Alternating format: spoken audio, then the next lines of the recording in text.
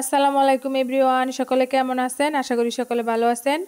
এই তো আরও একটি নতুন ব্লগ নিয়ে আপনাদের মাঝে হাজির হলাম। তো দেখতে থাকেন, আশা করি ভালো লাগবে। তো দেখেন সকালটা কত ভালো লাগতেছে। ঘাসের আগায় ছোট ছোট হীরার কোনার মতো শিশির, অনেক সুন্দর। তো দেখেন সূর্যটা উঁকি মেরে উঠতেছে, আর এদিকটা দেখেন ঘাসের ডুগায় শিশিরের কোনাগুলো অনেক ভালো লাগে। তো দেখেন আর এদিকটায় আমাদের ক্ষেতে যে সবজি লাগানো হয়েছিল ওগুলা এখনো শেষ হয় নাই। তো দেখেন এদিকটায় যে একটা টালের মধ্যে পাঁচমিশালি সবজি, এই যে এটা হচ্ছে মিষ্টি কুমড়া, আর এদিকটায় হচ্ছে আরেকটা, এটা হচ্ছে লাউ। এই যে দেখেন লাউ, মূলত এই লাউটা বিচি রাখার জন্য রাখা হয়েছে। আর এদিকটায় হচ্ছে যে কুমড়া, দেখেন এখনো কুমড়াগুলো রয়ে গেছে। আর যেগুলো হচ্ছে তিতা কলা আছে এখনো, ভিতর দা আরও আছে। তো দেখেন ওই যে এগুলা হচ্ছে ওই যে উপরে আবারও লাগানো হয়েছে সিম, আর এই যে মিষ্টি কুমড়া আরও একটা।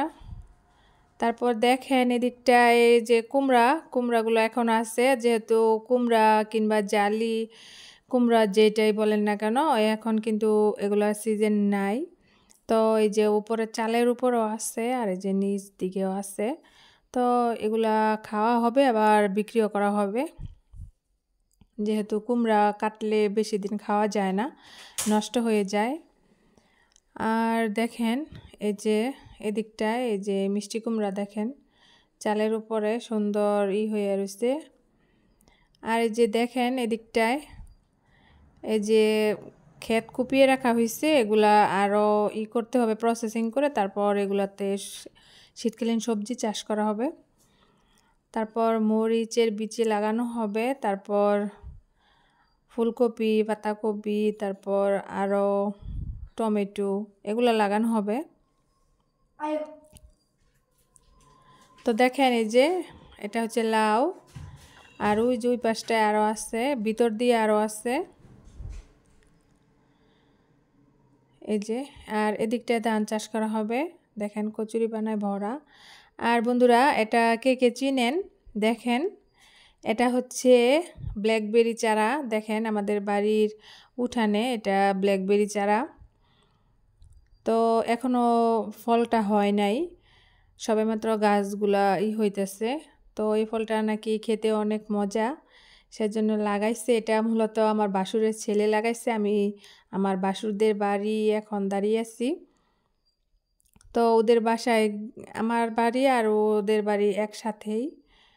তো দেখেন এই যে এটা প্রত্যেকটা পাতার নিচে, তারপর এগুলা ডালপালায় প্রত্যেকটা মধ্যেই এই কাঁটাগুলো থাকে এগুলোতে। তো দেখেন এটা পাতার নিচে কতগুলো কাঁটা, তারপর এই যে দিকটা দেখেন ডালের মধ্যেও কত আছে, মানে বলতে গেলে আপনার পুরাটা গাছেই এইভাবে কাঁটা থাকে, যেমনটা গোলাপ গাছে থাকে ঠিক তেমনটাই। তো গোলাপ গাছে তো মনে হয় পাতার মধ্যে থাকে না, সঠিক আমার মনে নাই। আর দেখেন এই যে দিকটা পেঁপেগুলা ধরতেছে অনেক, মাশাল্লাহ। তো এখনো বড় হয়নি, এগুলা ছোট। আর এই যে দেখেন এই গাছটাও অনেক হয়েছে, বড় হয়েছে, লতের মতো, এগুলা গাছগুলা লতের মতো আর কি হয়।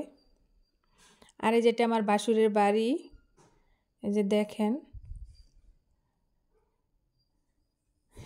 তো বন্ধুরা আজকে এই পর্যন্তই, আগামী ভিডিওর আমন্ত্রণ জানিয়ে এখানে শেষ করছি।